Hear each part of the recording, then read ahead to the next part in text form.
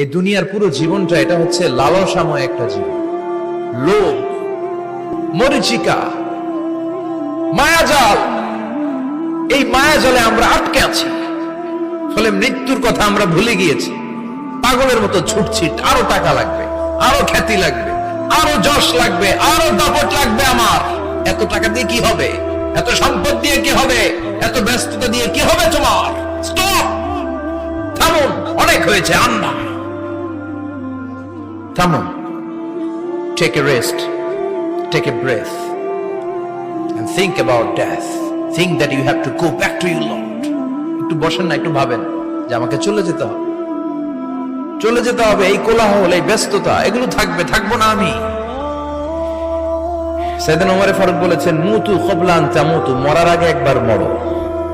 হাসিবু ক্বাবলা আন তুহাসাবু আলাইকুম, তোমার হিসাব নেওয়ার আগে তুমি একবার নিজের